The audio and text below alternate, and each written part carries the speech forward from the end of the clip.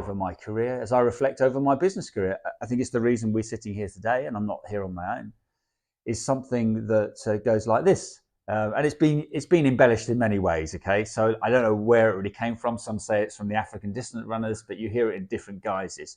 But let's take it from a running point of view. And I think the phrase is: if you want to run fast, then run alone. But if you want to run far, then run together.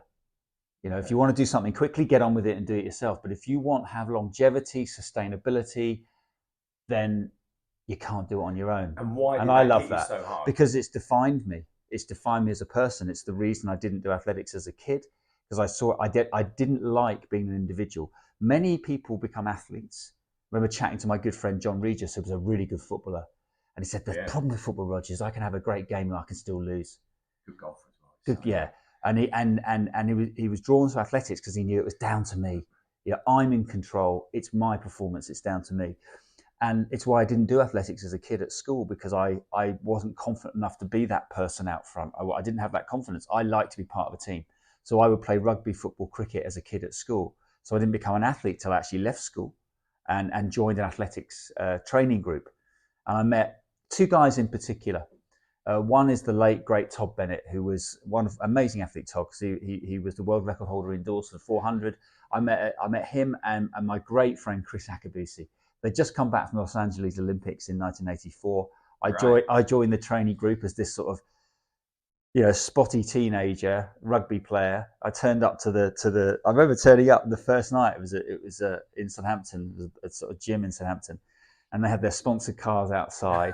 I walked in and there was Todd Bennett and Chris Akabusi. I'd seen them on telly, and they had the immaculate, you know, Todd was head to toe in Nike. He was Mr. Nike at the time, you know, but Nike had just come around then. It was in the sort of mid 80s.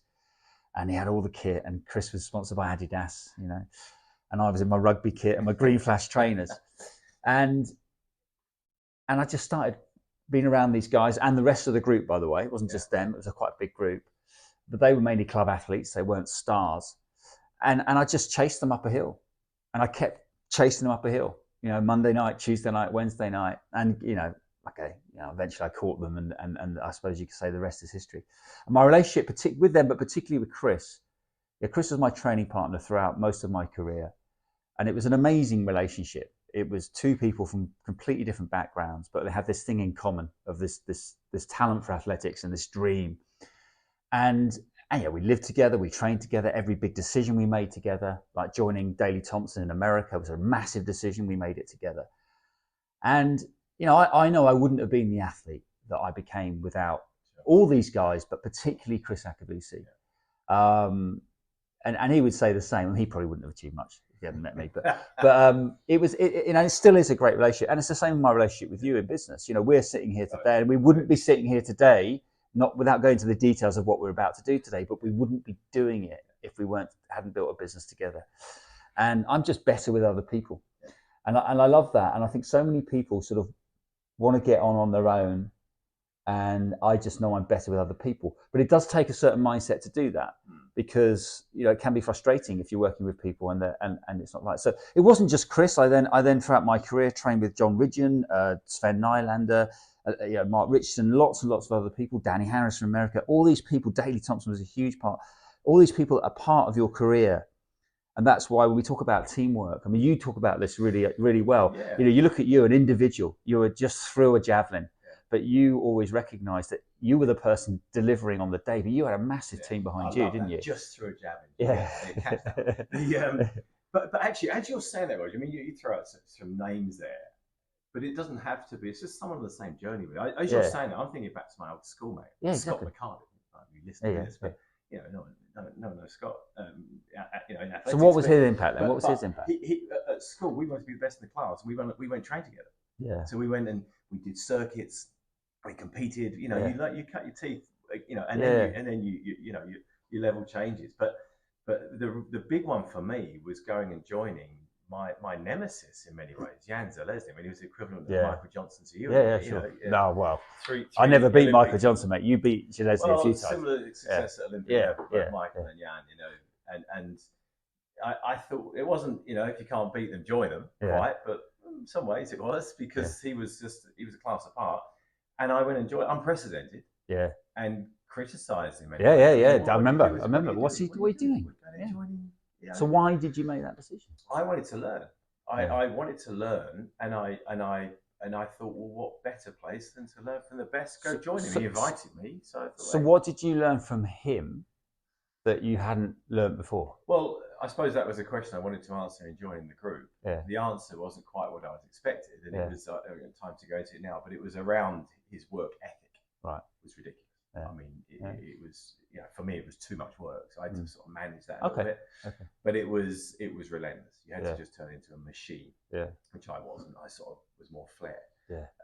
But look, find a performance friend, I suppose, is another phrase that springs to mind. But say it again. If you want to go fast, then go alone. If you want to go far, go together. But I think this translates to everyday life. Yeah. If a great example of this is so many people want to do exercise. We all know we should do more exercise, right? And you get the kit and this thing, go to the gym, but many people find it hard to sustain that. And when people ask me, I want to do this, what should I be doing? I say, look, if you can find somebody to exercise with, then you're far more likely to keep it going. And I think the reason for that, and I can definitely say this about my relationship with Chris, is that people seem to think we would wake up every morning and go, yeah, come on, let's go training. We love it. Sometimes, a lot of time we did. You did love it, but there were times where you didn't feel like it. You didn't want to do it. And I knew deep inside that I would, if I was just training on my own, I wouldn't have gone.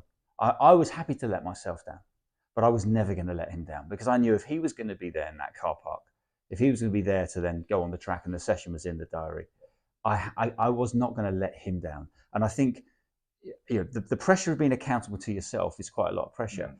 But to be accountable to somebody else, I think, is a lot easier. Yeah. And I think that's the secret. So I think the thing is, just whatever it may be, if you're struggling, just go and share it with somebody else. And if you're lucky enough to find somebody, like we are in business, or Steve, Chris and I and the others were in sport, if you're lucky to have somebody who's on a similar journey, wants to achieve something, and values and knows that they need a bit of you for them to become better. You're better at certain things than I am, and I'm better than you at some things. We recognize, I think we know what you do, what you're, that's something that you'll get on with, that's something I'll get on with. It's not about just knowing your strengths, know your weaknesses.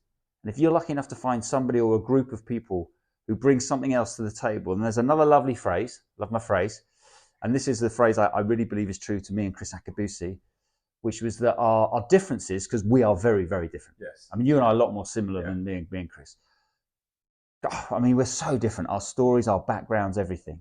Our differences made us unique, but it was our similarities that made us champions. And there's something in that. I should have used that one. Yeah. But I really love that. I think celebrate the differences, but really see what are those similarities. Because when it came down to it as athletes, boy, Chris and I were so similar. We had the same values, same ethics, the same standards.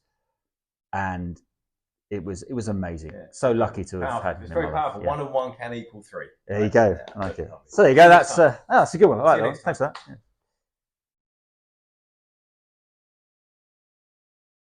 Cool.